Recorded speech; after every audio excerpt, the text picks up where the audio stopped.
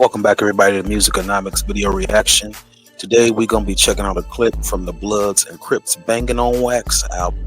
I don't know if you guys remember that, but it did come out back in the day. And I did get that album too, and it was quite intriguing. I mean, they got on there and dropped some hits. You had Pyru Love by the Bloods, and then you had Steady Dippin' by the Crips. Both of them were bangers. I enjoyed both of the CDs, man. A-side. Not the A side, but the B side and the C side. You forgetting there wasn't no A and B with theirs. Theirs was a B side and then it was a C side. And man, that tape was banging, man. So we're just gonna jump off into a quick little segment, man, and take a trip down memory lane. Let some people check it out that don't know about it. You can still go back and dig into the archives or YouTube or what down, however you look stuff up, Google, and just listen to the album or check out the videos and check out the culture from where everything started from and where it came from. Without further ado, let's dive right off into this video. Shout out to we're reacting this from shout out to Hood War Chronicles, man. Y'all go follow them for more hood videos and all type of documentaries. They got you on lock over there. Without further ado, let's get into this thing real quick. The redirected energies of members of the Bloods and the Crips, two violent rival Los Angeles gangs. The idea was to have the gang members deal with their differences verbally instead of physically. A lot of them got have success. Yeah, a lot of them got as a result of that record, though. On both sides. That record caused a lot of girls, guys. Yeah. When Bangin' on Wax dropped in '93, it turned heads. Nobody expected Bloods and Crips to link up on a track, let alone a whole album. But one song that really had people talking was Pyru Love, featuring a lineup of rising Blood rappers.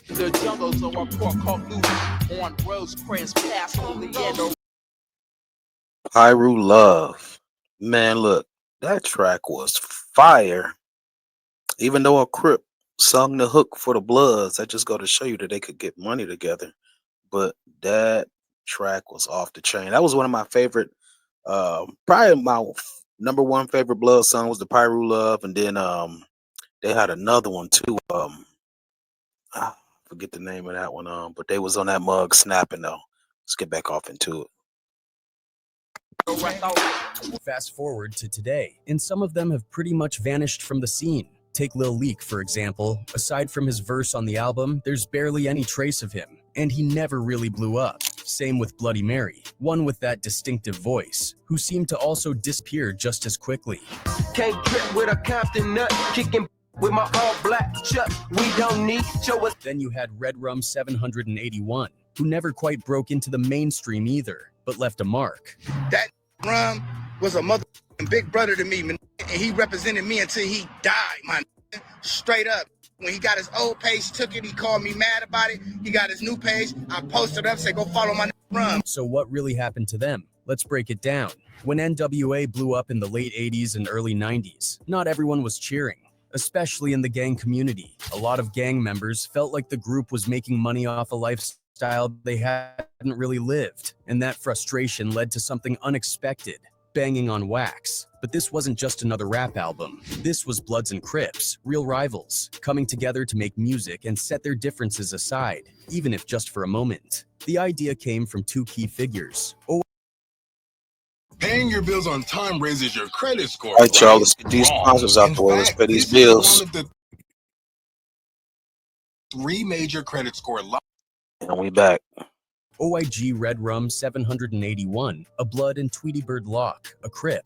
Red Rum met Tweety and producer Robert Lewis at a rap competition where he placed 3rd out of 200 contestants. That meeting sparked something big. Red Rum and Tweety came up with the concept, pitched it to Robert Lewis, and soon it landed in the hands of producer Ronnie Phillips, who saw the vision immediately. That's how I met Tweety Bird and Robert Lewis. So we went, started doing some music. Me and Tweety Bird came up with the concept of Bangin' on Wax. Me and Tweety Bird took it to Robert Lewis. He took the idea to Ronnie Phillips, and then that's when the album was made. That's when history was made. The plan was simple but ambitious. Bring real gang members from Compton, Watts, Long Beach, Inglewood, and LA into a studio, audition them, and put the best ones on the album. In the end, 16 gang members put their weapons down and picked up the mic, turning their energy into something creative instead of destructive. Banging on Wax became more than an album. It was an outlet for anger, frustration, and raw talent. But for those involved, it wasn't just about making music. They wanted to prove they could come together, show their skills, and move beyond street violence. As they put it, they had more to offer than just pulling triggers or hustling D's. We're trying to show them that we can. In my eyes, though, y'all, hey, Banging on Wax album is a classic to me. Not too many people know about it, though. You know, these YNs, younger generation, they don't know about the Banging on Wax, man. Y'all need to go back and listen to it or check it out if y'all don't know about it. But it's a classic, man. I really enjoyed it. Come together, make a record, and show positive issues, and at the same time, prove that we have talents other than just pulling triggers. Ronnie Phillips saw something bigger. I don't see Bloods and Crips, I see my brothers, he said. His belief was simple. If you could get them to stop fighting and show them how to make real money through music, you could change lives. Once we understood that, we started a relationship. And once you start a relationship, then you can work together. Then you become business partners. Then you can grow, become producers, actors, whatever. Because there's a lot of talent in the streets and people overlook that. He also hoped to inspire younger generations, encouraging them to pick up a pen and write instead of settling beef with guns. The ones I'm really worried about is the BJs, the baby gangsters. And once they realize, hey man, instead of me picking up my 9 to shoot you, I rather pick up an 8 pen and write a diss rhyme. You know, that's basically what it's all about. Of course, getting Bloods and Crips in the same studio wasn't easy. At first, some of them didn't even want to be in the same room, but over time, they made it work. The result? An album that was raw, unfiltered, and straight up aggressive, but in a way that turned street battles into lyrical ones. They took shots at each other on the tracks, but they all agreed that rapping out their frustrations was a much better way to handle things. I mean, there was a little confrontations, but when everybody understood, hey man, we're here to make records, we're not here to fight each other, we're here to make records, it was cool. The goal was clear. Keep the fights on wax, make an honest living, and show the world that even the most notorious rivals could come together for something bigger than their beef. When Bangin' on Wax hit the streets in 1993, it wasn't just another rap album. It was a full-blown cultural moment. Against all odds, it climbed to number 86 on the Billboard 200 and went gold, proving that music could bridge even the deepest divides. With hard-hitting tracks like Bangin' on Wax, Pyru Love, Crip, and Steady Dippin', the album became an instant classic. The music videos for Bangin' on Wax, Pyru Love, and Steady Dippin' only added to its impact, bringing the raw energy of the streets straight to the screen.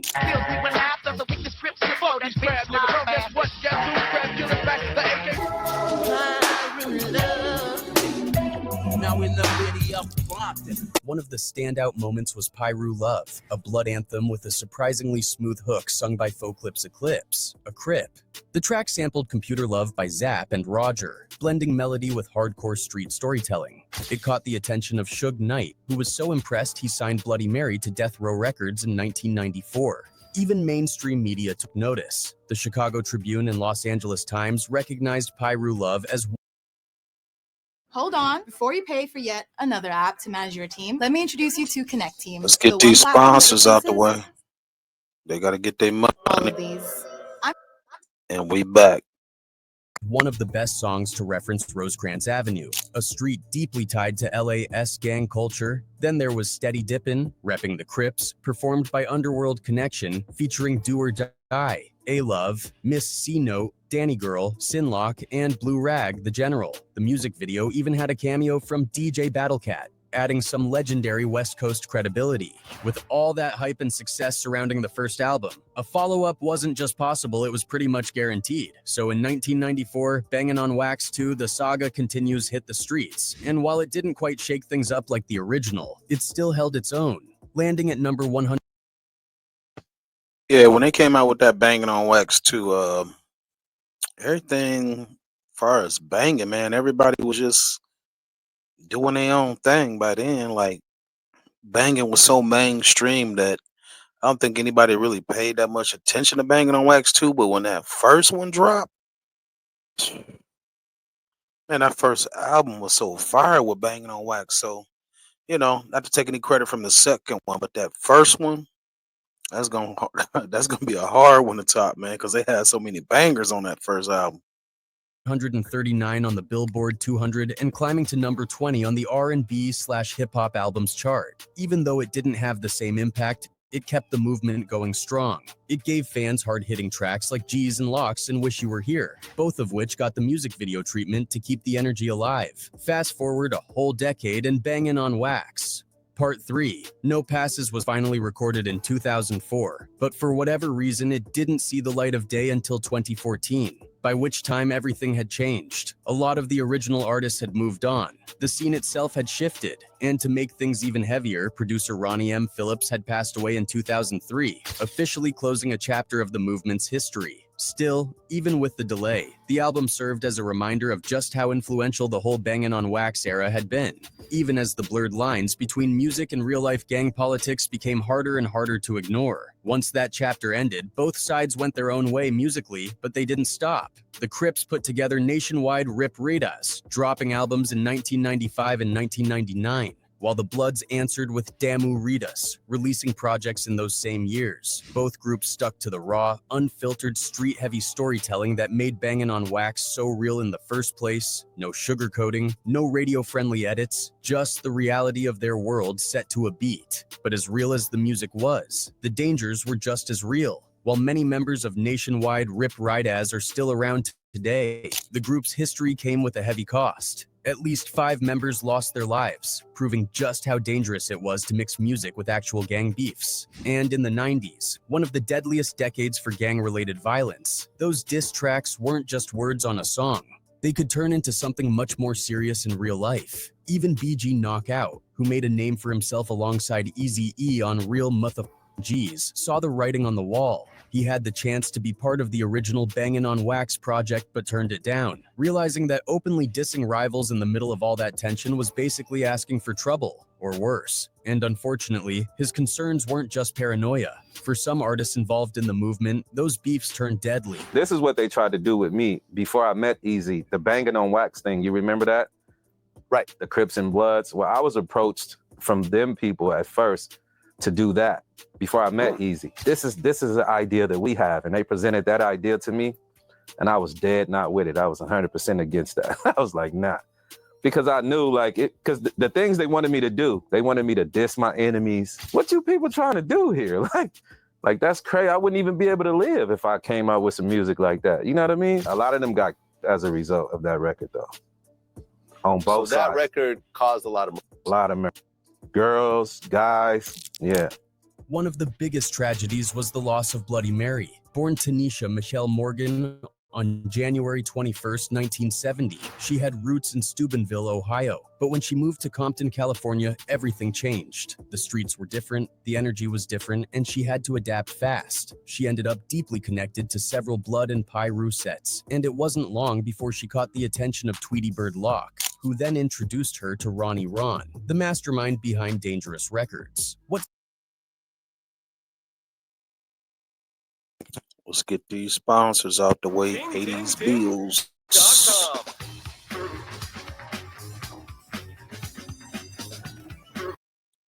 And what set Bloody Mary apart wasn't just her talent, it was that voice. It was deep, powerful, and full of raw energy, so much so that people who heard her rap for the first time often assumed she was a guy. Every town has a Elm Street, but not a Freddy Krueger. She was the only female representative. Straight up, because I sure thought she was a dude. Man, I ain't even know that was a chick. That voice. When you listen to Bangin' on Wax on tape, man, I swear you couldn't tell that was a female voice, bro. Man, I never knew that until now. Presenting the Bloods on Bangin' on Wax, but she made her presence felt in a huge way, delivering unforgettable verses on tracks like Pyru Love, R.I.P. a Crab in Half, No Way Out, and CK Ride.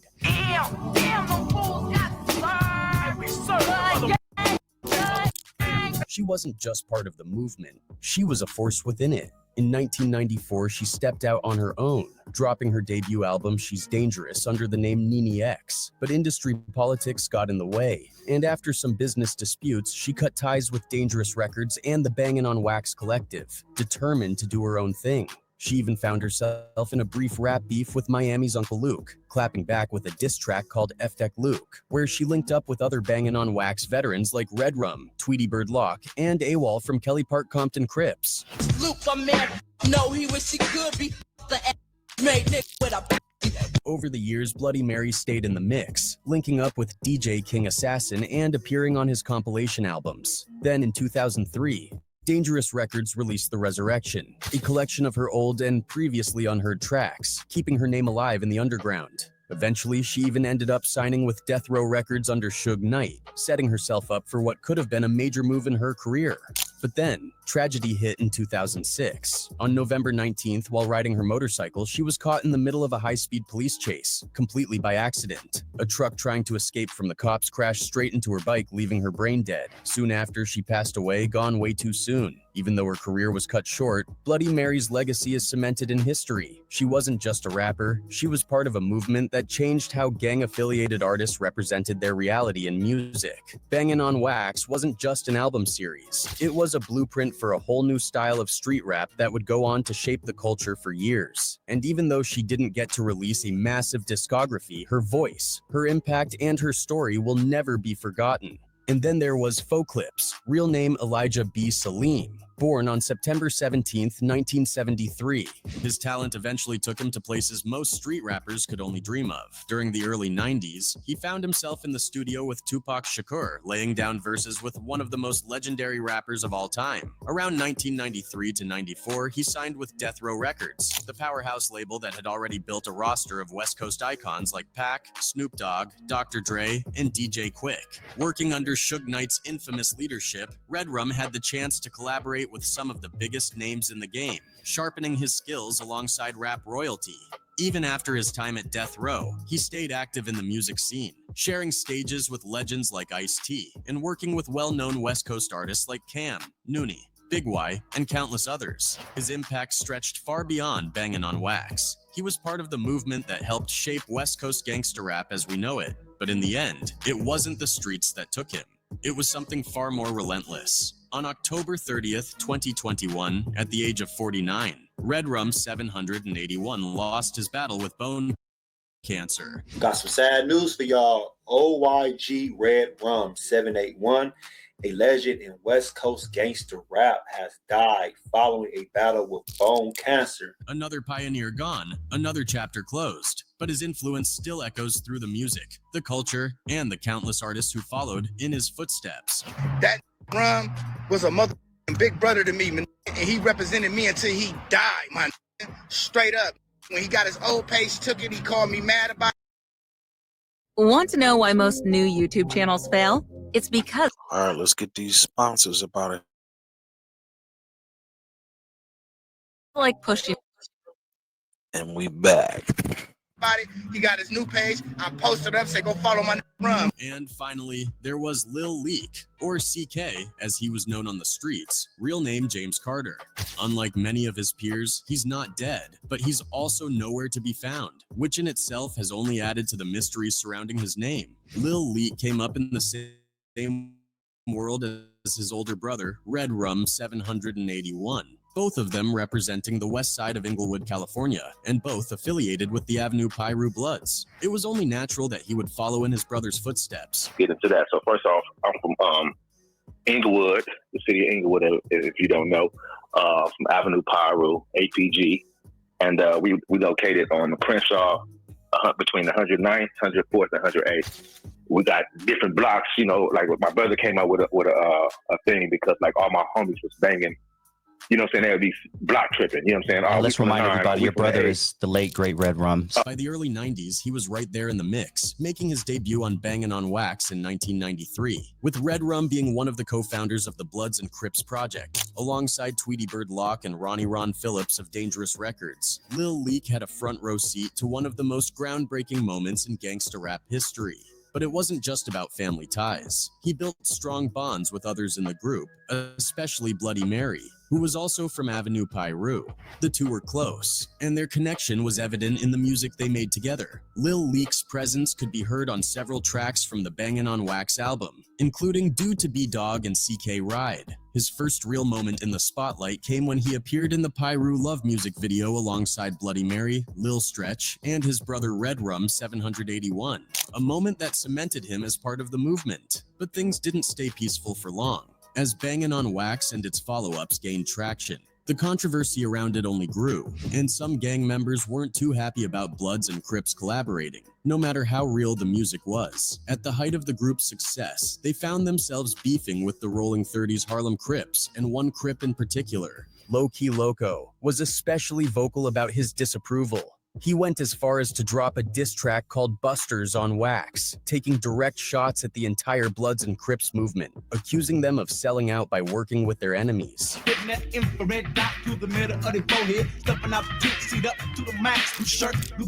Lil Leak wasn't one to stay quiet. He fired back with his own shots, most notably on CK Ride, where he dedicated an entire verse to tearing down Low Key Loco and his crew, Knots, Nation of True Soldiers, with some particularly cutting lines. One that stood out was, I saw you wearing your dirty clothes to match your dirty hood. Dirty being a disrespectful reference to the Rolling 30s Harlem Crips. Man, you a joke, so let me laugh. You sounded like the switch, I'm non-rapping. I saw you wearing your dirty. Despite the tension, Lil Leak kept making music, and in 2006 he appeared on Repossessed What It Do, a compilation album produced by Reputable Records. The project was unique in that it brought together Bloods and Crips from different regions of Southern California, featuring artists like Bronco from Nutty Block Compton Crips, Matthews and Keystone from West Franklin Crips, and Gene and June Dog from Denver Lane Bloods. It was another attempt to showcase talent beyond the gang lines, proving that even in the middle of all the chaos, music could still bring people together. And then, just like that, Lil Leak vanished. No public records, no new music, no sightings, nothing. While many of his fellow Bangin' on Wax artists met tragic fates, his disappearance remains a mystery. Whether he stepped away from the streets, changed his identity, or simply decided to live his life out of the public eye, nobody really knows. But one thing is for sure, his name, his music, and his role in that era of gangsta rap won't be forgotten anytime soon. Everybody be asking me, man, does the Bluetooth actually work? Check it out. Bro, you get a month for free. It's free. You can get. Let me shut them down real quick. Yeah, that's that Bangin' on Wax though, man. Like I said, y'all need to check out Hood War Chronicles. Go check out some more documentaries and behind the scene footage stuff with the Bangin' on Wax and other gang stories. Yeah, man, that was just a great era, man. Like 93 when that album dropped, Bangin' on Wax. I had to have that cassette. I walked to the corner store and bought that mug for $5. Sure did. That video was going stupid on jukebox. It was the good old days though, but just want to take y'all down memory lane, man. Hey, that Bangin' on Wax was lit back in 93. It's been a minute, boy. These years fly by so fast, but I just wanted to bring that to you guys. Hey, anything to do with music on this channel, you definitely gonna find